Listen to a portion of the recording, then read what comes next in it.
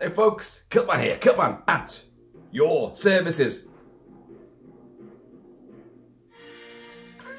Cheers y'all! Hope you're all doing very, very well.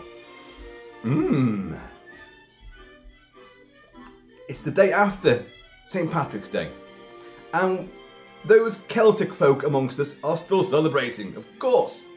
So you see a lot of green, a proliferation of green around the place, and some black as well. And this video will be green in more ways than just one.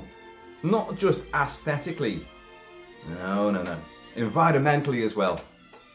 Don't worry, all will be revealed in due course. Now folks, you saw the video I did yesterday celebrating not only St. Paddy's Day, but also Kurt Russell's birthday. He was 72 yesterday. My hero of all time, Kurt Russell, Snake Plissken, Macready, Jack Burton. Yes, that's all done now. But I then went out with the dog, and Roxy, the husky dog, a renowned pub dog. She's loved and adored in every hostelry and tavern hither and yon. It's good stuff, this, you know. And it's even better when you've got no whiskey left, and I have no whiskey left at all. So, damn it. But so after I did that video, me and the dog went out, and I was suitably, you know, attired for the day of St. Paddy's Day. And well, I'll come on to the bit in the cemetery, because that's kind of the major thrust of this video, I suppose. We then went to a couple of pubs, then doubled back and went to those pubs again, and then went to another pub. Me and the dog went out for a long time, and it was great. And we got very drunk. Well, she got very drunk. I had to drag her home.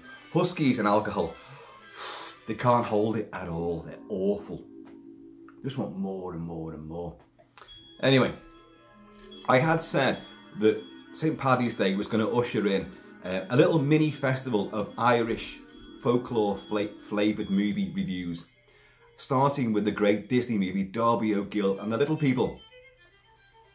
The box is there. It's there. Our good friend from the Emerald Isle sent that to me. Captain Ronnie sent that to me. He said, "You've got to watch this movie." And I never have seen it. And it's a 1959 Disney live-action movie with a young Sean Connery in there, just before doing Dr. No and becoming James Bond 007. And it's Irish folklore, it's Little People, and Darby, a storyteller, wants his pot of gold. Who doesn't? And he kind of incurs the mischievous wrath of the Little People. And he asks, it's a battle of wills to try to get this crock of gold. And with his wishes, they give him 3 wishes, and then a pesky 4th one. Now, I haven't seen the movie, so as I said to you guys in the previous video, I'm going to commence my Irish folklore festival with Darby O'Gill, and that was my full intention. Many of you already know where I'm going with this. I mean, the fact that I was out for like half the day, most of the day, imbibing of alcoholic stuff, and having fun and frivolity, kind of makes you think, this didn't really happen. Well, I came back home and I was massively in the mood to watch it. I thought, I'm gonna settle down, I'll get the family round to watch it as well, because I know none of them have seen it. And it turned out none of them wanted to see it either. And my son, who's 22 in a few days' time, he had another mini festival planned. He was watching all the John Wick movies on the big screen, my big 75-inch screen, with all the speakers across the ceilings and in every corner and everywhere. And I've got 2 subwoofers as well. It's fucking raucous, folks, raucous. And it's better. It's better than your Odeon. It's better than your multiplex. It's better. And oh Dad, I'm watching all the John Wick movies. I've only seen 1, and I'm going to be putting part 2 on, so chapter 2, and then watching chapter 3. And I went, don't you want to watch them with me? Now the reason why he's doing that is because both me and him are huge John Wick fans. John Wick, it's awesome. And John Wick chapter 4 is due out at the end of this coming week. And so we're going to see it day 1. So he's prepping himself. And of course, that's the sort of thing that I would normally do. But my thinking had gone completely wayward because of St. Paddy's Day, and just because I go off on tangents. You may have noticed And so I want to watch it, but I'm in this Irish, you know, mood. It's just Celtic vibes all over. As you guys know, I'm mostly Scottish. I was going to say I'm mostly Scottish, but I'm half Irish. See, that's Irish for you. Try and get that equation to work. I'm mostly Scottish, but I'm half Irish. On my Scottish side. So, anyways, oh no, well, you carry on watching that. I'm not going to do it. I'll do my own prep for John Wick. Don't worry about that. So, I took the DVD that Captain Ronnie sent to us of Darby O'Gill. There's no Blu-ray of it, sadly. And I retired to the bedroom and I thought, well, that's even better. I'm going to cozy on up. And I had the table there and it's a reasonably sized screen, let's be honest. A DVD player, lashed it in there. The dog got next to me, so it was all super snuggly. It was wonderful. Mrs. Kilt-Man said to me, oh, guarantee within 20 minutes you'll be asleep. How wrong she was. Completely wrong. I was asleep within 10 minutes. Fast, sound, snoringly asleep. With the dog as well. Curled up all over me chest, she was. When I finally woke up, she was there with her legs pointed towards the ceiling, with her face lolling back in luxury. Didn't have the heart to move her. I could have just gone like that and heaved her off the bed, but I couldn't do that. So yeah, I saw about 10 minutes of Darby O'Gill last night. But I liked what I saw. And the thing about the movie is it's shot on that glorious old Disney Kodak film, and so the colours are incredible. The animation, of course, during the 30s and 40s was phenomenal. Sleeping Beauty, Cinderella, all that stuff, Pinocchio, everything looked amazing. So good, in fact, that the once great Italian auteur of terror, Dario Argento, sought out the film stock from Snow White and the Seven Dwarfs, specifically for his film Suspiria, one of my favourite movies. As you guys know, I've talked about it plentiful times. So his film depicts that sort of Disney colour, got that old film stock. Kodak, something or other. There's a big bunch of numbers and letters that go after it. You cinematographers out there, you'll know what I'm talking about. But anyway, so I put this on and those colours were just wow. I mean, you were transported to the Emerald Isle of folklore and myth and legend. Only, they didn't film it in Ireland. No. They filmed it in the Disney studios. And a bit of location work in the San Fernando Valley. So it's not in the least bit authentic whatsoever. But it just looked like watercolours all over the screen. And even though this screen I was looking at was nowhere near, it would fit about 40 times into the screen I've got down here. Possibly even more times. But you know how bad I am with maths. Because I'm 50%, I'm mostly Scottish and 50% Irish. But because the screen was just there to me and I was there with the dog all snuggled up. And the screen seemed big. And Oliver Wallace's score, which you're listening to right now, just bathed me, you know, in this splendour, this mystical splendour, fantastical fun. You've got banshees and leprechauns and little people and all sorts of stuff, and fanciful storytelling.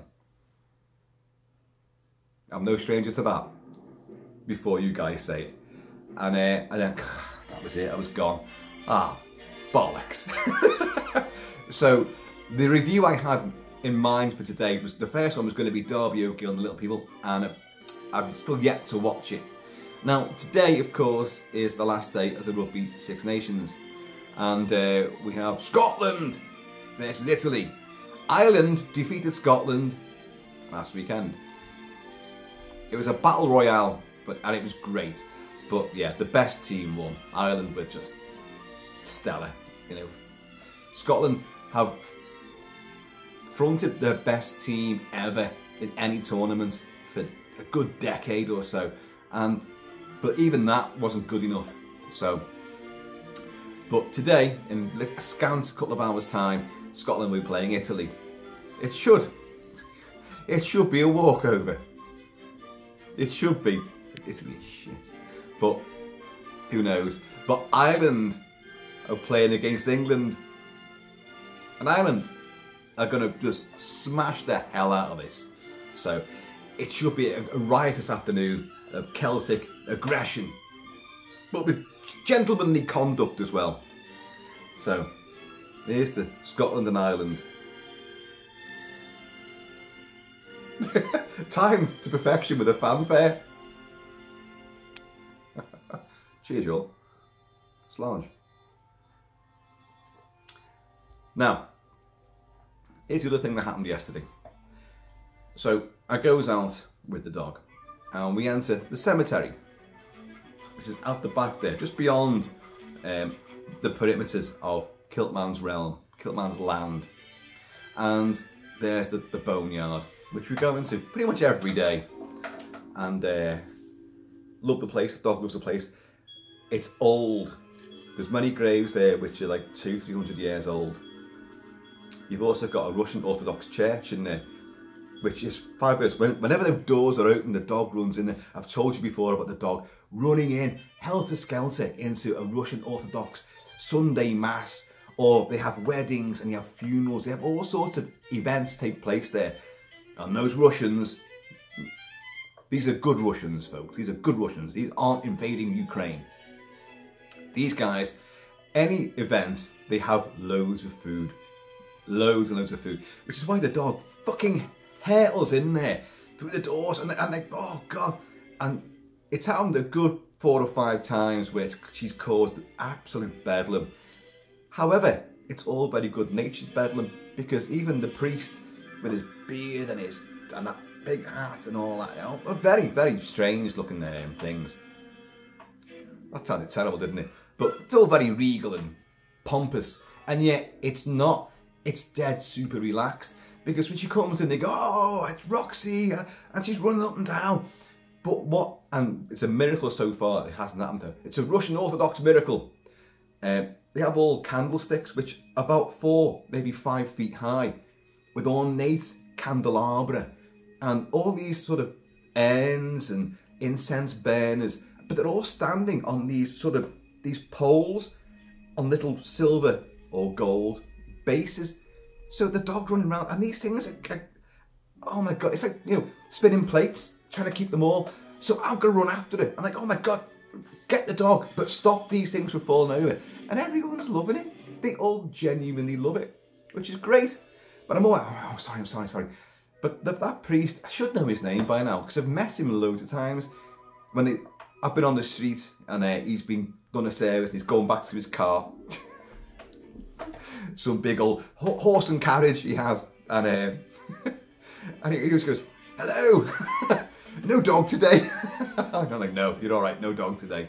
And or if the dog's there, he's like, hello, Roxy, and it's just wonderful. Great people. It was open yesterday. The dog did get in there, but it was just cleaners who were in there, just, you know, just making sure everything was all tickety-boo, tickety-booski, and the dog went in, and they were like, hello, Roxy, and all that, and it, just wonderful, good stuff. But that's not what I'm about to talk about. Oh no! Remember this the green issue? Cheers, y'all. So we got in there. We've been through the park and we got into the cemetery. Met a few other people. Dog play, stuff. Me, natter, yak. Have you subscribed to my YouTube channel? Well, why not? Well, I did. I saw some of your videos and I thought, oh, nah. Who can blame them? And then we get round to the quadrants, which is actually the back of where we are, where our area ends and death takes over. Death is in charge, and the land of the dead. And I saw these guys in high-vis jackets, bright orange high-vis jackets, and they were clocking all the trees. There's many trees in there. Now I've told you that the cemetery's old. There are trees there which are, well, I got told yesterday over 200 years old. In fact, he got his information wrong. The trees are actually about 500 years old, some of these. You've got oaks in there as well. You've got loads of different types of trees.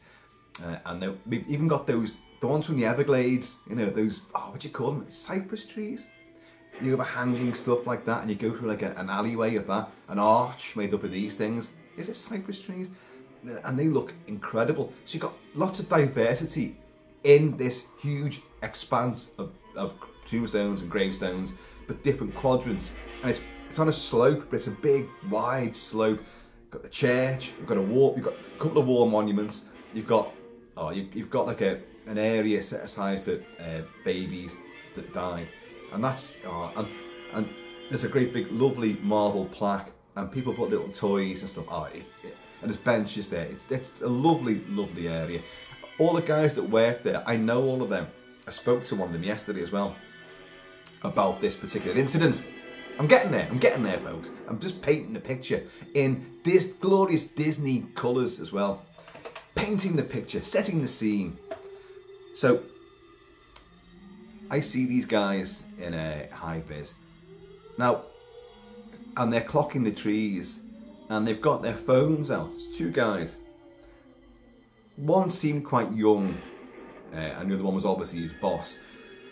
And they weren't, well, I thought they're filming the trees, they're filming these trees, but why would guys in high-vis jackets be filming trees? And there's a main drive. You come in the main gates, go up the main drive, and there's, right in front of you will be the big Russian Orthodox Church.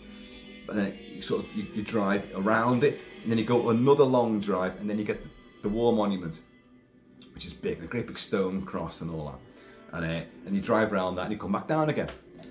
As I say, it's a big area, and so I goes and sits on the war monument and watches these guys. You can sit on it. It's not being you know, horrible and blasphemous. You can sit on this thing. You're meant to sit on it and take your time and think and all that. And the dog sits on the grass beside me, and I'm watching these guys, and they're going up and down a good 24 trees. And I thought, they're not actually filming those trees. They're doing measurements, because they're going like that, and then they've got some kind of app on their phone which is like taking measurements, and they're going to take these trees down. That's what they're going to do. Sorry, they meant to say there was a van. Their van was parked right there. Big open backed. So, well, I say open backed. It had a big mesh sort of cage at the back of it, big cab and all that, and like this big back part to it. And there was tons and tons of shrubbery and woodland bits and bobs in there, which they took down, obviously. So far, so good. But I had seen, literally, about 2 weeks ago, another guy on his own in a high-vis jacket at the back, just at the back here, going around all the trees there. And like, I said to Mrs. Kilt-Man, I don't like the looks of that. She went, oh, what now? What campaign are you going to go on now? I said, that guy is there to take down trees. Now, I said this because we've got a big cricket pitch as well, which actually, from here, go that way, cemetery. Keep on going, you've got what's called the New Brighton Cricket Club. New Brighton's actually down that way. But it's funny how, like, even like golf clubs around here, they're named after a certain area which is nowhere fucking near, you know what I mean? And like, in that area, they've got like another sporting venue named after that place there, which is, it doesn't seem to make any sense. But so New Brighton's down there, but New Brighton Cricket Club is just there, and it's lovely as well. You know, the sound of, you know, cork on willow and all that stuff. I hate cricket, fucking hate it. No idea what the hell that's all about. But but it backs on, well, it sides onto a big main road, a big, very busy main road, and their high wall is then flanked by, oh God, I wish I knew what these trees were, but there was about at least 10, maybe 12 of these extremely, I mean, you're talking about 80-foot high trees, and of the pine and spruce variety. Let's just leave it at that. And they looked wonderful. It was a genuinely wonderful sight. And the people who lived opposite, who I know if you love those trees, one day, vans were all there, chainsaws, took all those trees down, all of those trees. It didn't, not in one day, it took them a while. You know, they're slow fucking workers, these people in this country. And took them all down. What for? Why? Oh, there was uproar. No one had been told they were going to do this. They just did it. The council around here brings in private fucking companies to do their dirty work for them. So it doesn't actually appear on any planning permissions. So anyway, that's happened. In a society where we're meant to be encouraging green belts, but what we're doing in actual practice, you're levelling green sites and making shops and shopping centres and apartments. You're building on these areas. You're destroying these green areas. And that's been a systemised campaign for decades. But, people campaign about it and, oh, tree huggers, ooh. Well, without trees, you wouldn't be alive. Trees and bees. Trees and bees, folks. You need them both. Otherwise, you can't breathe. Because what they do, they provide oxygen to the planet. Simple as. Plus, they're beautiful. And for mental health, how many things you see on TV now? Oh, and on every sort of TV program, they have a little segment where they bring someone, they talk about mental health for one thing. Okay, support groups, mental health, especially men's mental health, because apparently men don't talk about it. Men don't fucking shut up about it. I drink with lots and lots of men, and they all fucking talk about their fucking nuttiness. They all talk about it. They moan and bitch and like, oh, my aches and pains, oh, I can't go on. I fucking hear this all the time. And yet the mainstream tells you, oh, men don't talk about it. So we're going to fucking brainwash you with men's mental health. No, I don't mean to make fun of that, because it is a serious issue. But men do fucking talk about it. And but there's a segment later on would be like, oh, and potting on plants and doing your own gardening, growing your own vegetables and seeing things, seeing things grow and develop. It's perfect for your mental health, because you start something off and you come back and you watch it and then you see the end result. It's success. It's great for you. Of course it is. It is. Walks in the park. This is what they advocate all the time. Walk in the park. Go in the countryside. Do this. Go to a lake. Go to the coastline. Go on the cliffs. Just don't... Mental health problems, don't throw yourself off those cliffs. Just enjoy the views. And what they actually do in reality is they eradicate all the green stuff. All the nature. They encroach upon it more and more and more and more and more. Now, so, let alone dickhead mankind's mental health. We're the ones who fuck the world up anyway. So, you reap what you sow. And see how that tied in pretty well, didn't it? But think of the innocent wildlife that's out there. Here, right now, we have bats. We've always had them. Bats, frogs. Those are fucking frogs. They scare the shit out of me, frogs, sometimes. I love them, but Christ, when I'm up and down the side, we've got a massive sort of patio area. It goes all the way down there and then all the way around that side. And then you step up onto the big garden and we've got plenty of trees there, and you ain't come to cut our fucking trees down. So, when I'm like brushing around or moving some stuff out of the way, and you uncover, it's a big patch of wet leaves, and you go, oh, just grab them. I put bare hands, just grab them, and a great big frog goes, whoa, and you can fucking, Jesus Christ. And even I'm like, big hard boy, but for fuck's sake, I fought millions. But a little frog, whoa, God almighty, freaks you out, man. And so we've got frogs, bats. We've got squirrels, many. We had red squirrels. We had red squirrels for a while. And of course, the greys came in, and the greys, like the alien race of the greys, they come in and they assimilate and destroy everything else. Magpies, blackbirds, ravens, crows. We've got every kind of, feathered friend imaginable. And we've got foxes too. There's foxes in the graveyard. We had a trampoline, a kid's trampoline, only small. It was green as well, and we put it in the garden. And one day we woke up and it was approaching Christmas time, and this ties in with the big advertising campaign that was it John Lewis, the great John Lewis Christmas adverts. They had I forget the song that was playing now, but it was a great song as well, pop song, and there was a fox got on this trampoline. And suddenly all the other wildlife comes in, including a grizzly bear. I don't know where that came from. But, and they all joined in, they all played on this big trampoline.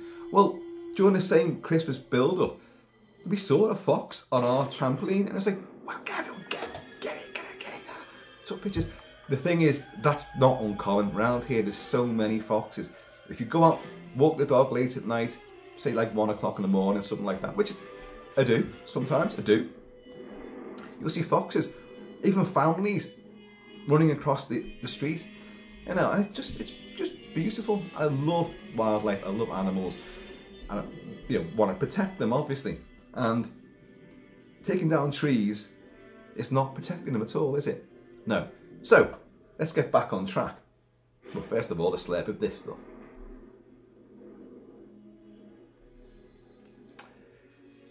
So these guys, I go up and down, like 2 dozen trees, all down one edge. And there are houses, tenants on Kilt-Man's land who back on to this. They're on the main road, there's a side road off the main road, and it's that, the angles are all kind of weird. They're very Lovecraftian geometry. You can only work it out by an aerial view. But they back on to this, an old stone cemetery wall, and then you've got the trees, and then the graves begin. So anyway, I sat on the war monument, and these guys finally finished, and the dogs beside us. I thought, I'm gonna obviously challenge you, see what you're doing, and just politely, of course. I'm the master of decorum, me. Oi! You fucking pair of wankers, get your fucking high-vis asses over here. No, they come past, and of course they see a guy in a kilt. Now, they're not from round here, so they do not know me. But they see a guy in a kilt with a husky dog, and I've got McCready's G1 aviator jacket from The Thing. And I'm sitting there, and it's Paddy's Day as well, but I wasn't wearing it. I was going to go out wearing that, actually. I didn't do it this time. And I've got a bright red retro County Cork Gaelic football jersey on as well. And they see me, and like they kind of nod like that, because their truck's parked there. And I took my earphone out, had Rambo blasting out, like, took my earphone out. So they're right, chaps. What are you doing? Oh, we've oh, a bit of a stutter there. Do you not know what you're doing? I just went like that. What are you doing? We've got to take a tree down. Oh, you've got to take a tree down. I went, kind of thought you were. How many trees you taking down? And they looked between each other. And the foreman was probably in his late 30s. And the other guy, who I thought was much younger, was probably in his late 20s. He's actually, when you see him up close, he was a lot older than I initially thought. And he went, just taking one tree down, a sycamore. A sycamore, right? Why? He said, well, it's got a hole in it, so we've got to take it down. I said, whereabouts is the hole in the tree?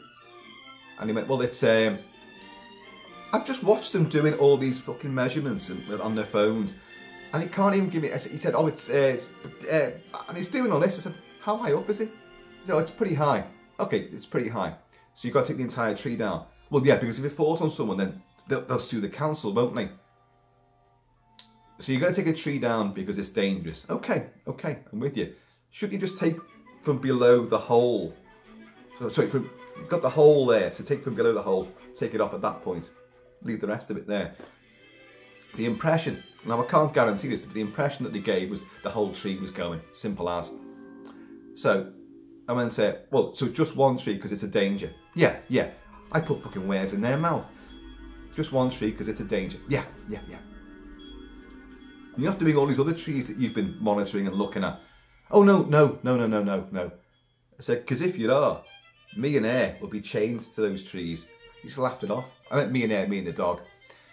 I shouldn't speak for the husky because I don't think she's too arsed either way. But I went, yeah, you'll have a fight on your hands. And he kind of smirked at me. I thought, you fucking jerk off. Don't do this, because you do that, I'm the worst person you can do that to, because I will make things a hell of a lot worse for you than you think you can make things for me. So, I went, so you could take all these other trees down. No, we're just taking the one tree down. But that smirk said it all. And he said, and this is the thing that gave it all away. He went and said, we're not in that game. We're not in that game. The game being taking trees down arbitrarily. And then I went, oh, okay, right. And then in the very next breath, no, we're not in that game. The very next breath, he said, but we did a job in Liverpool yesterday and we took a tree down. I don't even know why we took it down. I don't know why. So you're not in that game, but you have taken trees down arbitrarily. But you took a tree down only yesterday in Liverpool, and you didn't know why you were taking it down. So you're mercenaries. That's what they are.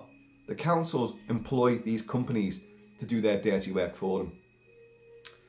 So these trees are clearly earmarked to come down, and that includes some great old trees. Now in that cemetery you've got oaks, you've got oak trees. Now oak trees are not protected. No tree breed is sort of species, is that the word for it? No specific type of tree is, you know, immune from being taken down. If it's a danger, it's got to come down. You know, I of course I understand that. So, but everyone thinks, oh well, Royal Oaks, and there's oaks there. By the way, there's a tie-in to the Royal Oak, because that's the pub I spent the next, well, a long time in. So, you have a fight in your hands if you're going to take any more of these down. And again, just the smirk. You see it out, mate. And I went, yeah, you will. And then he gets into the van. And it's a roundabout. I'm in the big war monument, and it's a roundabout. So they drive around, and the dog is just sitting on the grass, so she's not getting away with the van. She ain't that stupid. Comes round, and that older guy, he's the foreman, he's just driving, he just goes and nods to me. And I thought, yeah, we're going to meet again, our paths are going to cross. So I wanted to go down and see the sycamore he's pointing at. Oh, because he's going, it's just down there, maybe you can't see it. I thought, well, I can see all the fucking trees, just count down the trees. It's 1, 2, 3, 4, 5, 6, 7, it's the 7th one there, right? From there, count 7 down. I wanted to go and look. No sycamore tree. I know sycamore trees all too well. Yeah, they're the devil's trick. They really are. But I've told stories about sycamore trees in the past. I'm not going to go into it all right now. But but the dog didn't want to go that way. Oh God! So that's how we ended up in the Russian Orthodox Church. The dog scurrying around and he said, "Oh, hello, Roxy," and all that. So then we come out of there and we went down to where that children's grave is, the mass grave for all the newborn babies that have sadly never made it. And it's a Friday afternoon and it's Paddy's Day, and normally the workers in the cemetery don't tend to work into a Friday afternoon. You might see them in the morning, but you don't see them in the afternoon. They've gone. But they were there, and the guy was in one of these little like bouncy diggers. No cabs on him, just a big shovel and all that. Like that's for the graves, obviously. And I saw him coming down, and I thought, oh God, they are here. And I could see in the other far extreme corner, away from the trees which are in jeopardy, in the other far corner, there was obviously graves being excavated to put new coffins in, like, which is what they've been doing. And there was other workies were there. And he comes down, he's come down the path towards the main drive, sorry, the secondary drive. The main drive's the bigger one with the church on it. And he's coming down, and I went like I flagged him down, and he pulls over. He's got a big neck tattoo as well, like. But I know the guy, and he's sound. I said, mate, the guys who are taking the tree down, and he went, what guy's taking the tree down? He works there in the cemetery. That's his job. And I went, the guys taking the tree down, I've just spoken to him. Guys in high vis, and he went, don't think about that. I mean, they were on the other side. They're all in high vis jackets. None of them can see each other because there's a good fucking expanse between them. And I went, yeah, you know, they reckon they're taking down a tree because it's got a big hole in it and all that, like, and it's dangerous. And he went, well, it's the first I've heard of that. I said, well, I'm just concerned that they're going to take down more trees. He said, well, they shouldn't be doing that. He said, but trees do get taken down, and this is the thing that perhaps I hadn't realised. He went, and he said, see that tree just behind you? And I fucking pantomime, it's behind you. And I turned around, oh no it isn't. Oh, but it was. And he said, you see the white tag about 10 feet up on a tree trunk? That white tag, that means that tree is over 200 years old, and in the next 2 or 3 years, it could be in danger of maybe toppling or higher branches coming off. So it needs to be looked at. So it's got another 2 to 3 years. He said, but once that tag gets put onto red, it's got to come down or have surgery done on it at least. I said, oh, I get that, I understand that. But I have seen those tags actually, and I never even realised what they were. Thanks for spelling that out for me. I said, what I want to do is go and see if that tree's got a tag on it. He said, oh no, it probably hasn't, because if someone spotted that, and he also said, like, it's funny how one tree could be spotted and then made it an issue of. He said, if they were going up and down all those trees there, I said, well, which is what they were. At least 2 dozen trees they were looking at and monitoring, and I was sitting there watching them do it. He said, no, that seems a bit dodgy. So I'll have to look into that, like, so.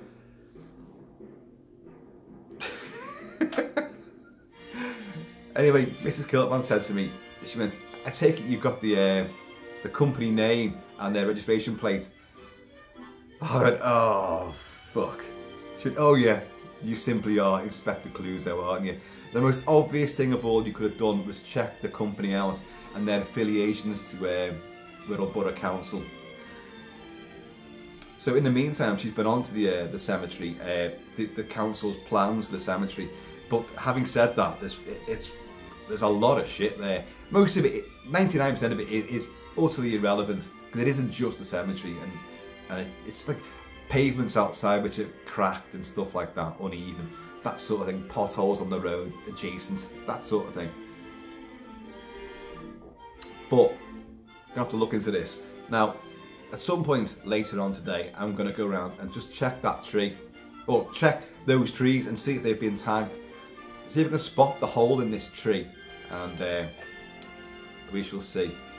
But I'm not happy about that, folks. As you can see here, we have a tree, and we have Ash Williams from Evil Dead and Evil Dead 2 and Evil Dead 3 with an axe in his hand.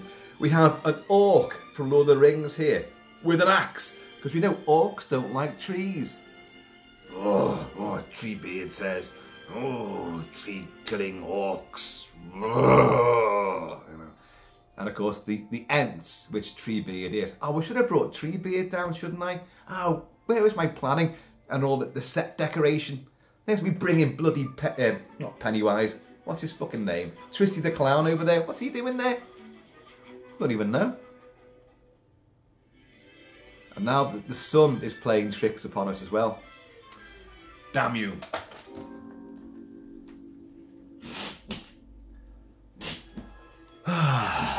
They do say it shines on the righteous. So why was it illuminating you, of all people? Cheers, y'all. So folks, where do you stand on this sort of thing? The ecology, the environment. If you don't make a stand at some point, there'll be no nature left. Corporate companies don't give a shit. They just want to make money. And the guys doing the job might have morals and a bit of, don't like doing this. Who enjoys cutting trees down? Well, lumberjacks mainly, but who enjoys cutting trees down? I've cut the top branches. I've told this before, when I was 16 and doing YTS, a youth training scheme. Totally illegal, because you couldn't wield a chainsaw at that time before you were 18 years old. That may have changed now, I don't know. And my boss, Ted Noonan, not the actor Tom Noonan, but Ted Noonan, we were out in Frodsham, and it's kind of posh out there, and there was houses on this sort of cliff overlooking a huge swathe of looking into Wales, I think it was, and it was a sheer drop, and this very rich family had about a dozen, maybe more in fact, of these high spruce or fir trees. Fucking huge they were, and our job was just to go in there and like just take down some of the top branches, because it was just getting a bit too thick. And I'll just neaten it up, because they had the money to spend. They'll just neaten up them trees. So probably for tax reasons, spend some of this money. Now, I'm not even good at climbing trees, to be honest with you. And as people will tell you who found me during my escape and evasion training, when I fell out of a tree in front of the Hunter Force and smashed my knee up as well. Not that they cared. Still got a good kicking out of it as well. And Ted Noonan said, right son, and he's right, you're right, Jippo. He had the touch of the tar brush, as they said. He had a grey afro and an afro moustache, a handlebar. Sorry, not handlebar. It was one of them droopy ones that come down like that. So it's over there and it goes like that. But even that was afro. And he had big, mad, pop-out eyes as well. But he was a great lad, and I loved him to bits. He said, right lad, right son, who's going to be son, not lad, right son, I've rigged up a harness, and you've got to do is just shimmy yourself up there, take the chainsaw with you, rev it up, and I'll just shout the branches out that you're going to cut. I was getting £35 a week for that. £35 a week. Risking life and limb. But I was like, oh, I'll do it, yeah. I may be a massive fan of the film Texas Chainsaw Massacre, and I love Evil Dead movies, chainsaws. But I don't like chainsaws at all. It's that noise when it fucking kicks in and revs up. Vroom, vroom. Oh, God. And when you're like 30, 40 foot up a tree, and you've got to go out, and like, you know, you're on a tree branch there, and you've got to cut something off. Make sure that you're sitting on that side of the bit you're cutting off. And the harness he made, there are proper harnesses. Very, very highly specialised kit. They would anchor you in and manoeuvre that you go up. I had to fucking try to climb this thing. And there was a rope and tackle job, and he was sitting underneath, fucking 10 ciggies in his gob. You're doing well, son. If we get this done by 12 o'clock, we'll be in the ship. Pub. Which was great because he would buy all the ale, and you didn't, so it was wonderful. So I did enjoy it, but that was massively illegal what he had me doing. And I did not enjoy taking these things out, you know, I did not enjoy it at all. I just thought, I'm hurting. It's a living thing, it's a living entity. I'm taking bits of you away. How dare I do that, you know? No, folks, I get it. If a tree is going to be a danger to people, then yeah, you've got to do something about it, obviously. But who reported that? I don't think anyone has even spotted it, because where those trees are, nobody actually, they walk on the path, they don't walk there by that tree, or any of those trees. Unless you're going in to retrieve your dog, or you're visiting a grave, which is right there. Possibly, I've just come up with maybe a good excuse there. Someone's noted a hole in this tree. Well, that could be a danger, that, couldn't it? Yeah, that could fall over, might land on us. I think we better call the council. Maybe that's what happened. But if that tree's the one in question, why are they going up and taking measurements on all the other trees as well? No. And they weren't trying to find the tree. They were doing, because you'd be going like, I did think of this. Maybe they would send a picture of the tree in question, and they would go, well, is that the one? Is it? No. I thought about that. They weren't doing that, folks. They weren't doing that. They were either filming, or I think taking measurements with some kind of app, and they're going round the tree like that, and up and down, and every single fucking tree, you know? And with that, these grins on their faces. These satanic grins, these orc-like grins. And then he saw a guy in a kilt with a husky who said, no, I'm going to stand in your way. And they probably thought, bring it on then, motherfucker. Well, I will. There's fox hunters who know what I'm capable of. Not that they can say a word about it now. Hey! So, there you go, folks. That's why you haven't got a review of Darby O'Gill and the Little People. But that's going to happen. And it's John Wick season as well. John Wick. It's less than a week away. Chapter 4. Fucking hell. And it's the longest version yet. It's on for almost 3 hours of non-stop balletic bullet play. You know, two-gun twirling mayhem. Fantastic. Double taps. Oh, God. Get in there. How many fucking big bass drums are on this? I'm only playing like an 8.5 minute suite of music from Darby O'Gill. But it's wonderful, isn't it? So I wonder if they take that tree down, will some murderous, venomous leprechaun come out from beneath? You're after me gold. You're after me gold, aren't you?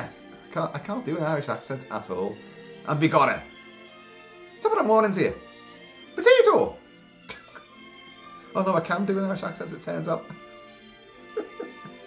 Folks, cheers you all. Made that last, didn't I? So, there's a great afternoon of spectacular rugby. Yes, yes, come on. Scotland, fucking trounced Italy. Ireland, you know you're going to trounce England. And England, you know you're going to be trounced. So, Paddy's Day rolls on. Ever onwards. Folks, I have been, always shall be, Kilt-Man. Always at your service. And the service of the trees as well. The trees and the bees. I shall protect the bees as well. I'll protect anything. But comment below and let me know your views on this sort of thing. These are renegades who are employed. They're hitmen, they're mercenaries, they're assassins who are brought in by the council. They're not council workers, they are a separate entity, a private company brought in to do a hatchet job. Quite literally a hatchet job. Because they'll be woodcutters. They'll find there's someone around there who's better armed than they are, you know. Even if they have got chainsaws. So, but we'll see, I'll keep you posted on this. And if they just take the one tree down, then, hey, I'll go, oh, well, I thought the worst, but no. Guys, I was there, I spoke to them, I know that they had this sort of, okay, talking about the little folk and their mischief, they had a venomous little gleam in their eyes. They knew they were lying. The very fact, you know, well, we're not in that game, and the very next breath, we took a tree down in Liverpool yesterday, and I don't know why we did that. I don't know what the reason for that was. Well, if you're not in that kind of game, you would have asked, why is that tree coming down? But you just did the job anyway. You haven't got to suck eggs, have you? You know exactly what I'm getting at. They're not right. They're not right.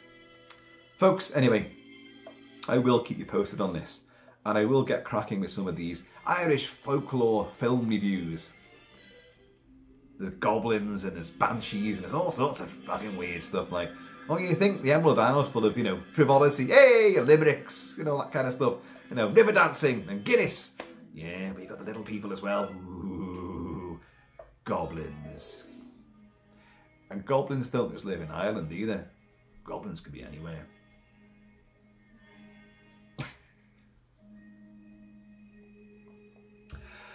Folks, be happy, be safe. Keep it Celtic, keep it Celtic. I'm going to see you all hanging from a tree near you. That sounds fucking wrong, doesn't it? Hanging from a tree. Well, if that happens, something else has come into play. My God. When I said hanging, I meant, talk about men's mental health, I meant like hanging from the branches. I've not made that sound any better, have I? You know, protesting, you know, yeah, not taking this tree down. You know, not like, If that happens to me, you heard it here. That is malicious. I didn't do it, someone else did it. There you go. Had to end on a really sour note, Kilt-Man. Well done. Yeah. Haters! Trees and bees! We need them, we does.